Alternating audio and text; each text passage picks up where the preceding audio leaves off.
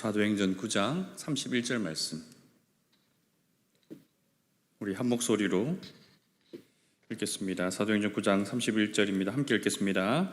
그리하여 온 유대와 갈릴리와 사마리아 교회가 평안하여 든든히 서가고 주를 경외함과 성령의 위로로 진행하여 수가 더 많아지니라. 아멘. 할렐루야. 오늘도 우리와 함께 하시는 하나님을 찬양합니다.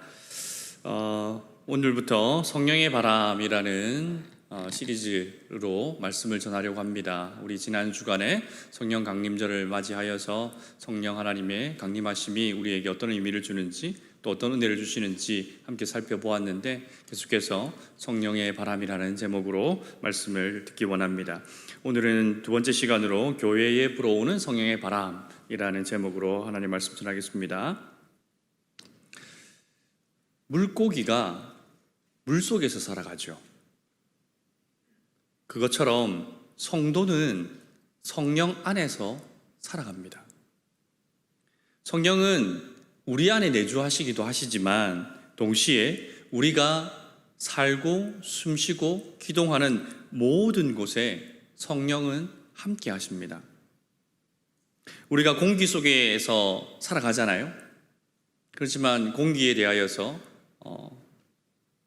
있는지 없는지 잘 모르고 살아가는 것처럼 우리도 성령 가운데에서, 성령 속에서 살아가는데 성령이 계신지 안 계신지 잘 느끼지 못하고 살아갈 때가 많습니다. 하지만 예수님을 믿는 사람들, 성도는, 신자는 성령을 떠나서는 살 수 없습니다. 성령은 우리가 살고 숨쉬고 기동하는 환경과도 같은 거예요. 이 환경을 떠나서는, 물고기가 물을 떠나서 살 수 없는 것처럼 성도는 성령을 떠나서는 살 수 없습니다.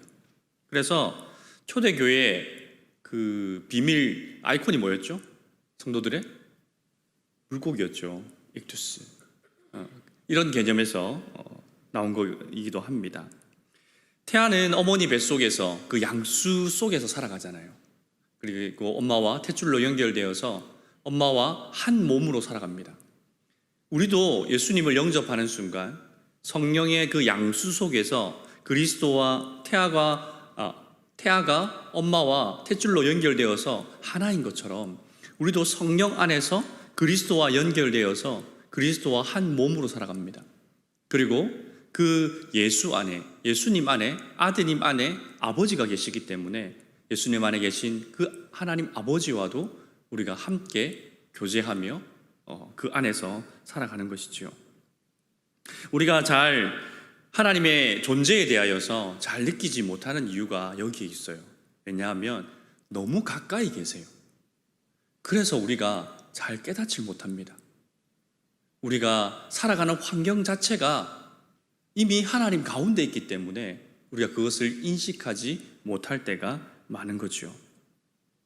내 안에 내주하시는 성령님, 그리고 내가 살아가는 환경이 되신 성령님에 대해서 정말 그 성령이 지금 내 안에 계신가? 아니면 정말 성령께서 내가 살아가는 삶의 환경이 맞나? 라는 것에 대하여서 의문이 들 때에 증거가 필요하겠죠. 성령께서 우리와 함께 하시고 내가 성령 안에 살아간다는 가장 확실한 증거는 교회입니다. 교회는 성령의 집, 성령의 전이다 라고 표현하거든요. 오순절 성령께서 강림하심으로 말미암아 교회가 시작되었습니다. 그래서 초대교회는 성령으로 충만한 교회였습니다. 마치 우리가 예수님을 영접하고 또 공적으로 예수님을 고백하여서 세례를 받으면서 교인이 되잖아요. 신자가 되는 것처럼 이 교회는 성령께서 오순절날 강림하심으로 말미암아 그렇게 새로운 교회의 시대를 하나님께서 열어 제치셨습니다. 그래서 초대교회부터 교회는 성령 충만한 공동체였습니다. 그 성령이 계시는가 안 계시는가 의심이 들면 주위를 둘러보세요. 주위를 좀 둘러보세요. 이렇게 많은 사람들이 이곳에 모여 있잖아요. 그런데 우리가 성령이 계시지 않다면 우리가 예수님을 나의 구주를 고백하지 않을 것이고, 예수님이 나의 구주가 아니시라면 하나님과도 관계가 없어요. 그러면 여기에서 우리가 만날 이유가 있어요? 아무것도 없습니다. 우리는 일면식도 없던 사람들이잖아요. 제가 여러분을 만날 이유가 뭐가 있겠습니까? 옆 사람을 만날 이유가 뭐가 있어요? 같은 학교도 아니고 같은 고향도 아니고 그렇다고 계모임을 같이 하는 것도 아니고 아무것도 없잖아요. 그러니까 교회로 우리가 이렇게 모이고 있는 것 자체가 바로 성령께서 우리와 함께하고 계시다는 것에 대한 증거입니다. 하나님이 믿겨지지 않는다고요? 눈에 보이지 않아서 믿기가 힘드세요? 그러나 그 하나님을 믿고 있는 한 사람 한 사람들, 이렇게 모여있는 공동체, 이 교회를 보십시오. 이것이 바로 하나님께서 살아계심, 성령께서 지금 우리와 함께 하신다는 것에 대한 가장 강력한 증거입니다. 오늘 말씀해 보니까 초대교회가 어떻게 그 수가 더 많아졌다고 말씀합니까? 성령의 위로로 진행하니까, 성령의 위로 가운데 교회가 진행하니까 그 믿는 자의 수가 더해졌더라라고 말씀하고 있죠. 그 성령의 위로의 진행이 그 2000년 전부터 지금까지 이어져서 이 땅에 교회가 계속해서 성장하고 또 부흥하고 지금 이곳까지 오게 된 겁니다. 예루살렘에서부터 이곳까지. 이것이 바로 성령께서 우리와 함께 하신다는 부인할 수 없는 증거이지요. 따라서 교회는 성령께서 충만하게 거하는 것이고, 성령께서 계시는 그곳에서 항상 그리스도와 연합이 있고 아들 안에 아버지가 계시기 때문에 이곳은 삼위 하나님께서 임재하시는 곳이죠. 하나님이 임재하시는 곳, 그것이 바로 교회입니다. 그렇기에 교회는 항상 성령으로 충만해야 돼요. 그래야만 교회의 참 모습이 드러납니다. 오늘 3부 예배 때 김장호 목사님 오셔가지고 이상적인 교회라는 제목으로 설교하셨거든요. 깜짝 놀랐습니다. 89, 어디 우리 유튜브에 올라가 있는지 모르겠는데 한번 보십시오. 목소리가 저보다 더 힘 있으시고, 그냥 목소리만 들어서는 저분이 노인이라는 것에 대하여서 상상할 수 없을 만큼 정말 힘있게 말씀을 전하시더라고요. 그 이상적인 교회에서 여러분 꼭 한번 다시 들어보시기 바랍니다. 그러면 이상적인 교회가, 우리 보통 하면 초대교회를 꼽잖아요. 왜 초대교회가 이상적인 교회였는가? 초대교회는 성령으로 충만했기 때문이에요. 성령으로 충만한 교회에는 하나님 부흥의 역사가 항상 일어났습니다. 여러분, 교회의 2000년 역사 동안에 부흥하는 특별한 부흥의 시기들이 있거든요. 그 부흥의 시기들마다 나타나는 증거는 무엇이냐면, 그때마다 성령께서 교회 가운데 충만하게 임재하셨어요. 어떻게 할 수 있을까? 성령께서 임재하시면 그곳에 모인 이들에게 그 성령의 충만의 증거가 나타나요. 육신의 치료가 일어나고 심령의 회복이 일어납니다. 빈곤하였던 마음이 뭔가 무언지는 알 수 못하겠는데 뭔가 충만하게 가득함을 느낍니다. 그래서 아무것도 없이 정말 빈 수레와 같이 달그락거리면서 교회에 터덜터덜 걸어왔는데, 교회에 와서 교회에 발을 딛는 순간, 예배를 드리고 돌아가는 순간은 완전히 차이가 나는 거예요. 여러분들도 그거 가끔씩 느끼지 않나요? 교회 오기 전에는 정말 가난한 마음이었고 힘이 또 하나도 없었는데, 예배를 드리고 성도들과 교제를 나누고 다시 돌아갈 때는 뭔가 다시 도전할 수 있을 것 같은, 다시 뭔가 새롭게 시작할 수 있을 것 같은, 그리고 마음 가운데 기쁨과 평안을 가지고 돌아가실 때가 있으셨죠. 이런 현상이 왜 일어나냐면, 성령께서 충만히 임재하시는 곳에는 항상 이러한 증거들이 나타났습니다. 그리스도를 닮아서 점점 더 성도들이 아름다워져가고 교회는 부흥하는 겁니다. 그리고 성령으로 충만한 성도들은 항상 권능을 받아요. 영적인 은사들, 신령한 은사들을 받기도 하고, 또 세상에서 죄를 이길 수 있는 능력을 받기도 하고, 또 세상이 감당할 수 없는 그런 권능을 받아서 세상에 나가서 꿀리지 않는 거죠. 세상이 아무리 핍박하고 목에 칼을 들이민다 하더라도 죽으면 죽으리라 라는 그런 용기와 그러한 배짱이 우리 심령 가운데서 막 넘쳐나요. 이게 성령 충만한 교회에서 나타나는 현상들이거든요. 그러면 교회로 모이기만 하면 항상 교회가 늘 성령 충만한가? 그건 아니에요. 지난 시간에 제가 우리들이 성령을 근심케 할 수 있다고 말씀드렸죠. 교회도 성령을 근심케 하는 교회들이 있어요. 성령의 인도하심. 성령은 우리를 어떻게 인도하십니까? 예수 그리스도가 교회의 머리이시기 때문에 그리스도를 본받게 하고 그리스도의 명령을 잘 따르는 교회는 성령으로 충만해요. 그러나 그리스도의 말씀을 따르지 않고 그리스도보다는 다른 것에 더 관심이 많고 복음보다는 다른 일에 신경을 더 많이 쓰고 그럴 때 교회에 그 충만히 임재하시는 성령께서도 근심하십니다. 그럼 교회가 황폐해져요. 여러분 분쟁 난 교회 겪어봤습니까? 싸움 난 교회 경험해보세요. 손 한번 들어보세요. 한 분. 여러분 큰 은혜를 받으셨네요. 어땠어요? 교회 분쟁 나니까, 싸움 나니까. 눈물 날라 그러죠. 한숨밖에 안 나와요. 교회 왔는데 예배를 드리는데 예배를 드리는 게 아니에요. 마음이 갈라져 있는데 둘이서 막 으르렁거리는데 양쪽 편이 은혜 하나도 안 됩니다. 그리고 교회 왔다 가면 더 큰 근심을 안고 돌아가요. 회복과 위로를 얻어야 될 교회에서 근심과 걱정을 안고 가고 분노에 가득 차서 돌아갑니다. 성령께서 임재하지 아니하시면 교회가 다툼이 일어나고 성도들이 서로 헐떴고 서로 비난하고 서로 뒷담화로 가득한 그런 교회, 성령께서 근심하는 교회예요. 그곳에 성령의 역사 일어나지 않습니다. 그래서 오히려 예배에 들어오면 답답한 거예요. 찬양을 들어도 찬양이 드려지지 않고 말씀을 들어도 말씀이 들리지가 않습니다. 성도를 만나도 하나도 반갑지 않아요. 오히려 미움이, 분노가 싹트는 교회, 성령께서 근심하시는 교회입니다. 그렇기에 교회는 성령으로 충만해야 되는데 교회가 성령을 근심케 하면 성령께서 떠나시고 황폐한 지경에 이르게 됩니다. 그런 교회에 다니는 성도의 마음이 성령으로 충만할 수 있겠습니까? 없죠. 없습니다. 그런 가능성은 저는 없습니다. 그래서 성도들이 떠나는 거예요. 분쟁이 나면 다 떠나요, 사람들이. 이권에 관련된 사람들만 끝까지 남아서 이것이 하나님의 뜻이다 라고 하면서 끝까지 싸워요. 교회 분쟁은 절대 해결되지 않습니다. 왜? 양쪽 다 하나님의 편이라고 스스로 우기기 때문에. 그래서 고난을 받으면 내가 주를 위해서 고난을 받는다라고 착각해요. 이 프레임은 절대 깨지지 않습니다. 여러분 제발 부탁인데 이런 프레임으로 싸우지 마세요. 핍박받는 의인 프레임, 자기의 잘못을 돌아보지 않고 나는 하나님의 뜻을 따르고 있는데 저 악한 무리들이 하나님의 뜻을 거스르고 있어. 그래서 내가 핍박받는 거야. 교회 안에서 그래요. 그러지 마세요. 세상에도 우리 핍박하는 사람, 욕하는 사람들 얼마나 많아. 오죽하면 지하철에서 막 사람들이 싸우니까, 동네에서 사람들이 막 싸우니까 왜 여기서 싸우냐고, 교회 가서 싸우라고. 그럼 웃지 못할 농담들이 있는 거예요.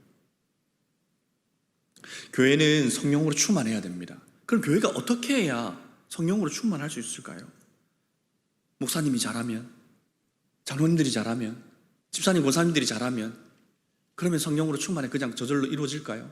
물론 그런 리더들의 역할도 중요합니다. 맨 앞에 서 있는 목사님을 위해서 우리가 기도해 드려야 될 이유가 바로 거기에 있는 거고, 당회를 위해서 기도하고 직분자들을 위해서 기도해야 될 이유가 거기에 있는 거죠. 그러나 그것만의 문제는 아닙니다. 교회가 성령 충만하기 위해서는 우리 한 사람 한 사람이 성령으로 충만해야 돼요. 한 사람 한 사람이 성령으로 충만해서 그렇게 교회에 나오고, 그래서 나에게 악을 행하거나 나에게 죄를 짓는 자가 있다 할지라도 교회 안에서 그를 용서하고자 하는 몸부림이 있는 사람, 그런 사람들이 성령으로 충만한 교회거든요.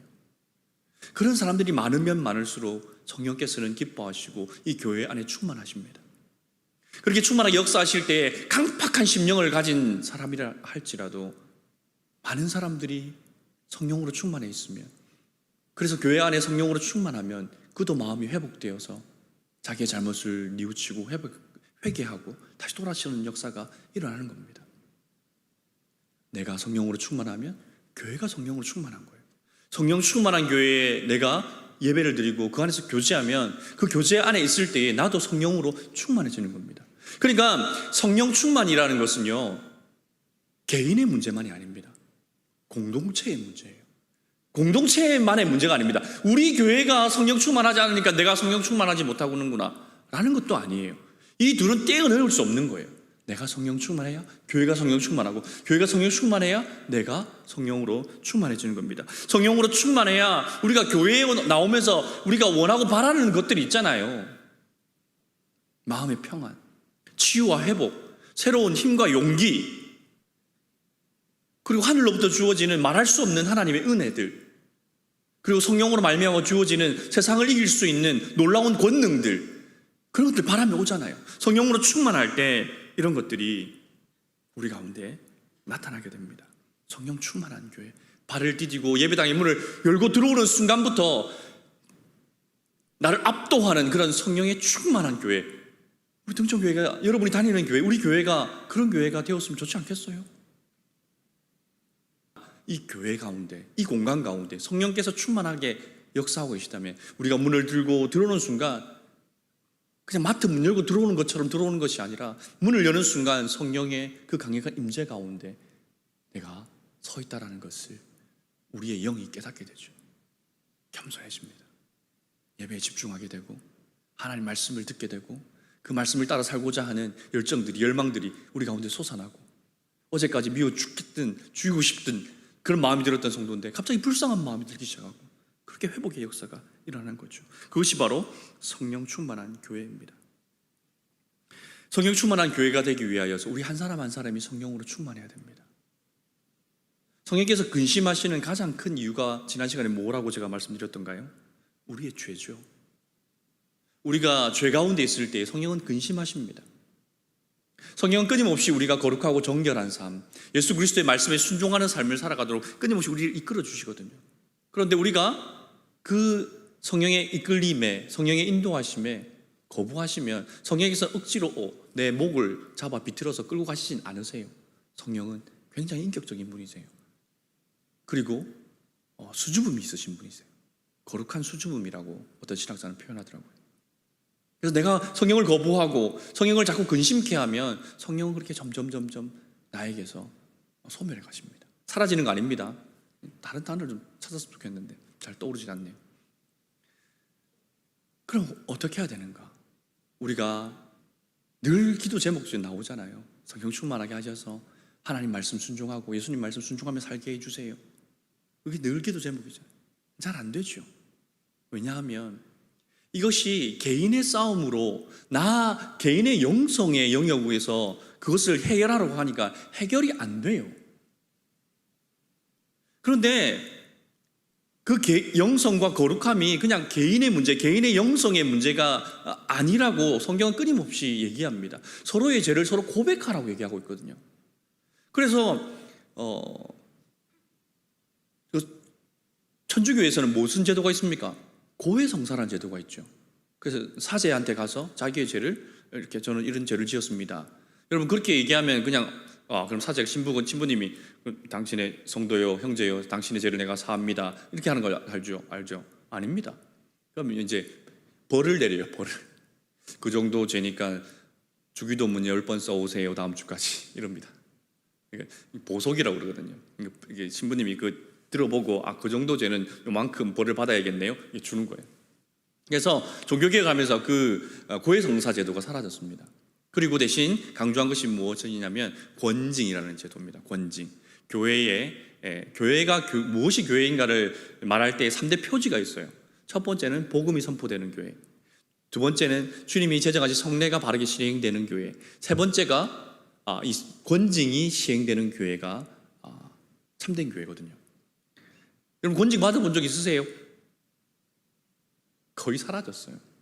여기서 권징 하려고 그러면 권징 이꼬로 시벌은 아닙니다. 권징 안에 이제 벌을 내리는 징계라는 영역이 있는 거죠. 권징하면 기분 나쁘면 다른 교회 가버려요. 요즘 성도들은 교회 천지인데 뭐 여기만 교회 있나? 기분 나쁜데 나 다른 교회 갈란다. 가니까 점점 교회가 성도들을 권징하지 못해요. 죄를 지어도 그 죄에 대하여서 정확히 지적해주고 회개하라고 권유하지 않습니다. 끝까지 회개하지 않는 자들에게는 당회가 결의를 통하여서 그에게 벌을 내릴 수 있어야 되거든요. 그런 제도가 있어요. 처음 들어보시는 분도 있으시죠? 지금 그런 게 다 사라졌어요. 그러니까 회개의 문제도 그냥 개인의 문제가 되어버렸어요. 나 혼자 회개하면 되는 거예요. 나 혼자 백날 회개하니까 고쳐지지 않잖아요. 이 문제를 어떻게 해결할 것인가? 저한테 와서 고해성사 하실래요? 아니잖아요. 제가 뭐라고 여러분의 고해성사를 받겠습니까? 그래서 이 거룩함과 정결함을 한 삶을 살아야 우리가 성령으로 충만해지고 성령 충만한 공동체에서 교회가 되는데, 그를 위해서 개인에게 이 책임을 다 떠넘겨서는 안 되고, 교회가 우리 한 사람 한 사람의 영성과 한 사람 한 사람의 거룩함과 정결함을 위하여서 그 사람을 도와주어야 돼요. 도와줘야 된다고요. 그래서 우리가 소그룹으로 모이는 이유가 그런 것을 돕기 위해서 모이는 거예요. 이 대그룹으로 모여 있을 때 한 사람 한 사람 나와서 이렇게 뭐 자기 죄 고백하라고 하면 하겠습니까? 못 하잖아요. 그래서 교회는 소그룹을 통하여서 그러한 역사가 일어나도록 그렇게 행정적인 제도를 마련한 거예요. 근데 그것도 잘 되지 않죠. 왜냐하면 우리는 교회 모였을 때 가장 나이스한 모습만 보이거든요. 가장 바른 모습, 내가 보일 수 있는 최고의 홀리한 모습을 교회에서 보이기 때문에 잘 몰라요. 그런데 우리가 삶의 현장으로 돌아가면 이제 나의 그 긴장들이 풀어지고, 그래서 하나님의 뜻과 하나님 말씀대로 살아가고자 했던 그런 열정들이 살살살살 녹아요. 그리고 세상이 또 나를 가만두지 않죠. 끊임없이 유혹하고 미혹하고 내 마음을 막 흔들어 놓습니다. 근데 그때는 아무도 없는 거예요. 나 혼자 그곳에서 싸우니까 항상 질 수밖에 없다는 거죠. 그래서 제가 새로운 캠페인을 우리 요셉부에 제안합니다. 홀리 쉴드 프로토콜이라는 캠페인이에요. 홀리, 거룩한, 쉴드, 방패, 보호막, 프로토콜은 뭐 통신, 뭐 이렇게 그런 거죠. 이게 뭐냐면 우리 여러분들 각자의 그런 게 커뮤니티가 있잖아요. 단톡방 있잖아요. 단톡방. 여러분들 우리 가족들마다 그 가족들마다 우리가 홀리 쉴드 프로토콜의 아이콘을 제가 저희들이 만들었어요. 그래서 여러분들한테 각자 나눠드릴 거예요. 그래서 뭔가 지체의 도움이 필요해. 마음이 너무 처져서 너무 힘들어. 그런데 이 상황을 구구절절 설명해가지고 내가 지금 있잖아 요만큼 해가지고 요렇게 돼가지고 이렇게 해서 내가 너무 힘든데 나 좀 위로해줘. 이게 안 돼요. 그 위로가 필요한 상태는 이미 그것을 쓸 수 있는 힘은 다 빠진 상태거든요. 그래서 저희들이 나누어드린 그 아이콘을, 그 시그널을 여러분들이 속해 있는 교회 단톡방에, 요셉부 단톡방에, 가족 모임도 좋고 아니면 사적으로 모여있는 모임도 좋고 그곳에 청년통독 모임 같은 데도 있잖아요. 그 아이콘을 제시하면 그 아이콘을 본 사람들이 마치 그 배트맨 부를 때 그 옥상에서 그 불 켜잖아요. 그죠? 하늘에다가 배트맨이 막 쏘잖아요. 그러면 배트맨이 달려오는 것처럼 그 마커를 보는 순간 그 방에 들어있는 모든 사람들이 그 사람을 위로해 주는 거예요. 응원해 주는 거죠. 힘내라고. 그리고 하나님 말씀도 보내주고, 그리고 찬양도 막 링크 걸어가지고 막 보내주고, 그렇게 응원을 받으면 우리가 그 위기의 상황에서 나 혼자 싸우는 것이 아니라 함께 싸우는 거예요. 그래서 이 홀리 쉴드 프로토콜에는 우리의 영혼을 지키기 위한 공동 방위 시스템이에요. 말로만 하니까 잘 모르겠다, 그죠? 그래서 여러분들 위해서 영상을 준비했습니다. 시연 영상을. 방송실 좀 틀어주세요. 설정이니까 오해하지 말고 보세요.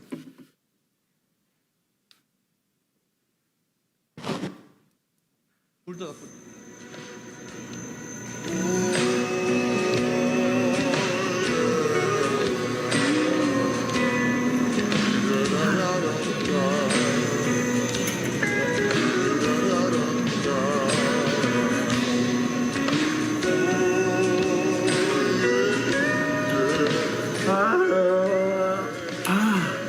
호이시어 프로토콜.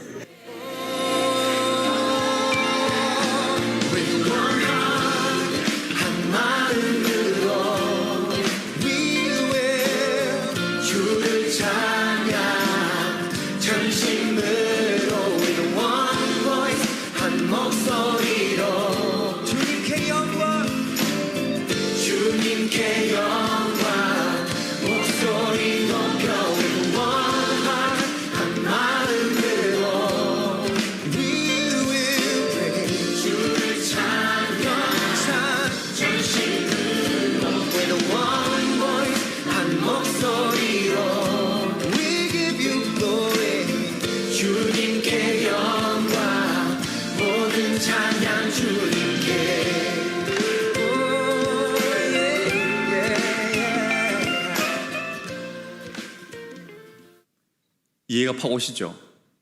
요거는 그냥 설정이에요. 우리 절대 오해하시면 안 됩니다. 그냥 설정이고, 그래서 지금 가장들은 어제 나누어드린 그 아이콘을 단톡방에 지금 다 올리세요.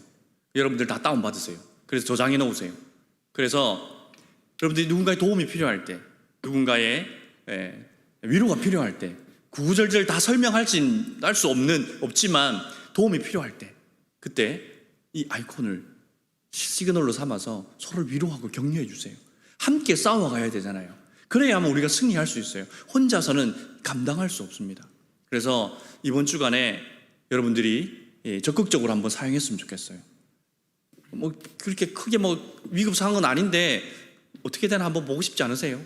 사람들이 나에게 얼마나 많은 위로를 보내줄지 한번 사용해 보십시오.